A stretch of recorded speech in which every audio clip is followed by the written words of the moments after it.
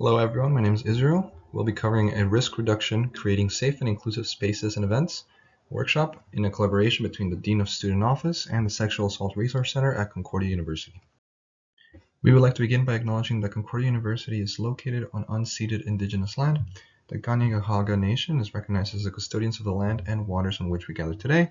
Montreal is historically known as a gathering place for many First Nations. Today, it is home to a diverse population of Indigenous and other peoples. We respect the continuous connections with the past, present, and future in our ongoing relationship with Indigenous and other peoples within Montreal's community. The Dean of Student Office seeks to assist students to take full advantage of their post-secondary experience by supporting and facilitating the para-academic aspects of this experience.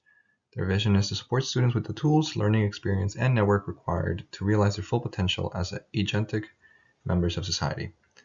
SARC provides crisis intervention, active listening, and trauma-informed counseling, accompaniment supports to members of the Concordia community impacted by sexual violence recently or in the past, awareness and prevention education and events.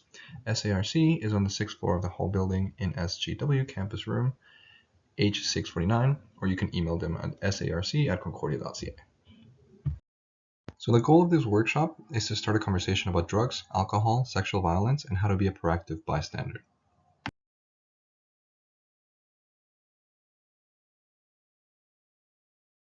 Please make sure to take care of yourself. The content of this workshop can be upsetting, so we encourage you to take care of yourself. If you need to take a break at any point, please do so.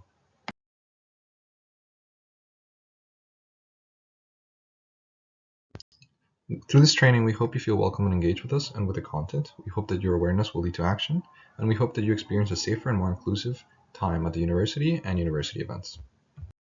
So some of the topics we'll touch today will be alcohol and drugs, peer pressure and authority, how and when to intervene, and understanding sexual violence and consent. Some of the skills we're going to learn is harm reduction, effective leadership, bystander intervention, and survivors support. Intoxication, alcohol and drugs. I'm going to touch on what does intoxication look like and what are some harms or effects that they could cause.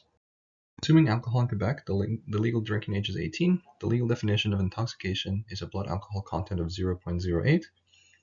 If you are under 21, you cannot drive after consuming any alcohol. This includes bikes and scooters.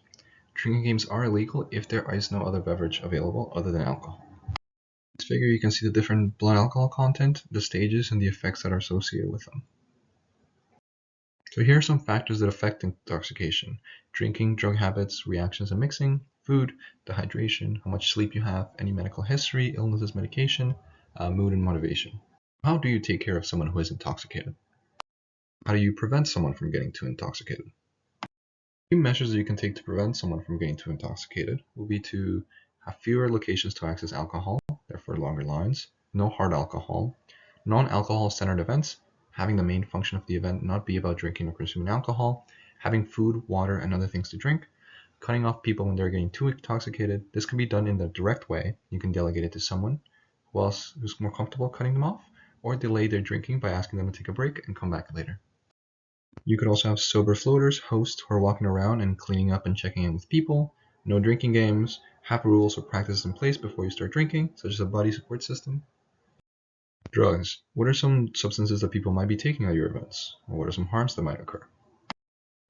There are four main types of recreational drugs. The first one includes depressants, which suppress or slow the activity of the brain and nerves to create a calming or sedating effect, such as Valium or Rohypnol. There's also narcotics, which have a sedating effect similar to depressants, but are also strong painkillers. These drugs belong to the opiate family, which include naturally occurring substances from the poppy plant, but also include many synthetic or derivative drugs. This category of drugs includes drugs such as heroin and oxycodone. There's also stimulants. These accelerate the central nervous system, which can make the people feel energetic, alert, and focused. These drugs include drugs such as methamphetamines and ecstasy. There are also hallucinogens, known as psychedelics, and they act on your central nervous system to alter your perception of reality, time, and space. These can include drugs such as magic mushrooms and LSD. How to stay safe. Know what you're taking and test your drugs. Don't use them alone. Start with a small dose to make sure you don't have a negative reaction. Considering the mental and physical space you're in, and also have a safety plan. Make sure someone knows where you are and let someone know what you're taking. Cannabis. The government of Quebec has its own legislation regarding cannabis that overrides the federal act. While you're living and studying in Quebec, you must follow the Quebec law regarding marijuana. The legal age in Quebec as of January 1st, 2020 is 21 years old.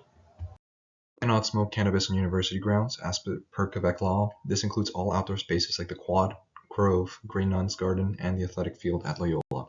You can also not smoke cannabis within 9 meters of any door and windows that open of university buildings and of all building air intakes of the university buildings. What can you do to promote a safe consumption and help you keep yourself and others safe? Some signs that someone might need help include sudden change in behavior, feeling or signs of intoxication with little to no alcohol or drug consumption, rapid heartbeat, chest pain, dilated or constricted pupils, difficulty breathing, and inability to stay conscious or alert. Peer pressure and inclusion. What is peer pressure? How might it manifest itself at events with alcohol and substance use? What harms can occur? Drinking or consuming. Ask yourself the following questions. Why am I drinking or using? Do I feel safe in the space that I'm in? Who am I with, and do I feel safe with them? Understanding sexual violence. Let's start with defining consent and sexual violence. What is sexual violence? Sexual violence is an umbrella term that includes sexual abuse, sexual assault, and sexual harassment. Sexual assault is any non-consensual contact of a sexual nature, kissing, touching, penetration, etc.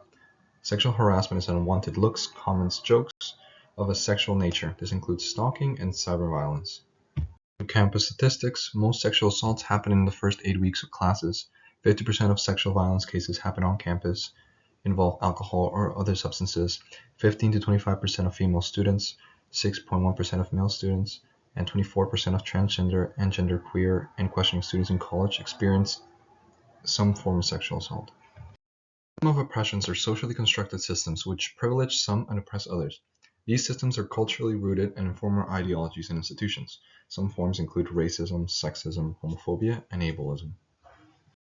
Statistics. Women who are most vulnerable to sexual violence include immigrants, visible minorities, First Nations, and disabled. They are almost 4 times as likely to experience sexual violence. Intersectionality. A concept developed by Kimberly Crenshaw, a civil rights advocate and foundational critical race scholar. It highlights that many of our social justice problems, like racism and sexism, are often overlapping, creating multiple levels of social injustice. We carry many different identities and personalities. These aspects of identity inform how the systems around us interact with us, or how we interact with them. Where we have power and where we don't impact our privileges and our barriers. Culture and attitudes towards sexual violence. We live in a culture in which sexual violence is presumed to be normal, trivial, and/or inevitable. This persists through the perpetuation of myths, disinformation, underreporting of violence, and displays of sexual violence in media and popular culture. Compassion and empathy towards the survivor is minimal. Certain survivors are granted more compassion over others. Barriers to reporting and receiving support. There is mistrust and fear of the criminal justice system. Fear that they will be arrested or unrelated criminal matters, i.e. drinking underage, using illegal substances, outstanding warrants. Fear they won't be believed. Fear of retaliation by the perpetrator or their family. Not wanting to interact and or be in the presence of the offender, and shame about what happened to them. Navigating consent. Let's talk about when consent is and is not present.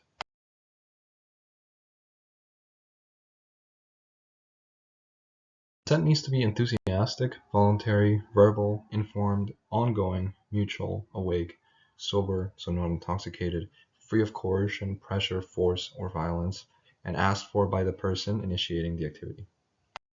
Communication and consent. Ask yourself, can you and the other person discuss consent in a coherent way?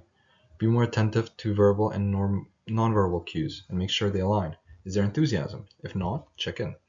Be very explicit about what you want or do not want. This is a good practice all the time, but even more important when intoxicated. Also check your ego. It's okay to party and hook up, but not if your needs are trumping someone else's. Check in the morning after. Consent online is the same concept. Consent is always a conversation. Engaging in sex online requires more explicit conversations. Never assume you have the permission to solicit or share sexual content. Who is the person you're engaging with? What are the risks? Assert your boundaries when sharing images. What does your partner intend to do with the pictures or videos you agree to send? Which platform should you use? What are their privacy and security policies? Concordio's Consensual Romantic or Sexual Relationship Guidelines. In 2018, Concordia released guidelines addressing consensual romantic relationships between students, staff, and faculty, which discourage these types of relationships for the reasons including an inherent power imbalance between staff, faculty member, and the student. This complicates consent. Whether or not the relationship goes well can disrupt the student's academic performance. It can create biases, whether actual or perceived. It can create an unprofessional environment in the classroom and disrupt other students' ability to perform. Creating and maintaining a healthy learning and working environment. A healthy environment for students means having an ethical relationships that are conscious of power dynamics, as well as understanding the behaviors that may result in an unhealthy environment.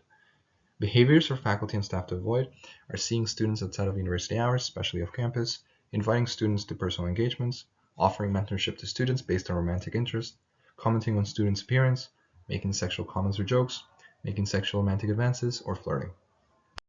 Consent not present. Intoxication due to alcohol or drugs, use of force, threats, or fears of bodily harm, implicit or explicit, unclear intentions or assumptions, lying or misleading, positions of authority, student, staff, faculty guidelines, and peer pressure. With great power comes great responsibility. Student leaders are responsible for creating a healthy environment for the members. Bystander intervention. Let's talk about when and how to intervene in difficult or uncomfortable situations. Defining bystander intervention. A proactive bystander is an individual who accepts personal responsibility for a situation and intervenes to ensure the well-being and or safety of others. Bystander information is necessary to create and promote a safe, respectful, and welcoming community. What might you see that could cause for intervention? What might cause you not to intervene? Someone not do something. Acceptance or apathy. It is not my responsibility, it is none of my business, or the victim is in some way responsible or they're getting what they deserve. There's also power dynamics. I can't say anything about this, I'll lose my job. Or I love and respect this person, I don't have the power to stop them. There's also comfort level. It's too ambiguous, I might be embarrassed or might have misjudged what I am seeing, or I'm not qualified to intervene here. There's also safety. I may get physically injured or experience emotional triggers that I want to avoid. Preventing violence is everyone's responsibility. No one deserves violence. Resources exist at Concordia for reporting safely to prevent any repercussions. And it's okay to be new and learning. No intervention is perfect. Lead with love and do your best. What are some intervention strategies? You can be direct, engage and address the situation directly. You can distract or interrupt either person in the situation. You can delegate and identify other bystanders to help you intervene in the situation. You might delay. You might not be able to do something in the moment, but find a way to check in or text the person, "Are you okay?" Survivor support. Let's talk about supporting survivors and how to respond to disclosure. SARC's 3 tenets of survivor support. The first one is respect. Respect the wishes of the survivor and give them the space to make their own decisions. There's confidentiality. The survivor has the right to confidentiality. Especially in a small community, it can be very important to allow the survivor to make the choice on who to tell and when. Safety and security. Does the survivor have any safety concerns? How can they be made to feel safe? Good practices. Believe and validate what they say. I believe you. Avoid blaming and shaming. You must have somehow asked for it. Seek appropriate help. I'm happy to listen and help you find resources. Respect the privacy of the person disclosing. I won't tell anyone about it without your consent. Common pitfalls include being judgmental, shocked, or overreactive as an initial response.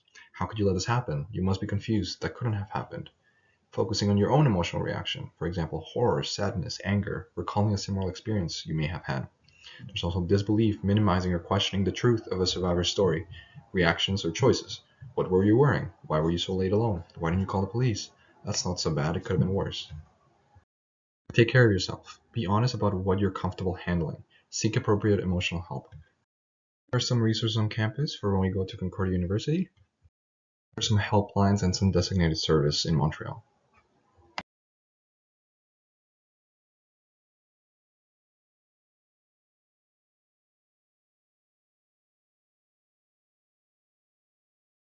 So thank you for listening. Here you can contact some of the people at Concordia which are responsible for these presentations. As well, we'll be posting the U of T specific links and resources in the video description.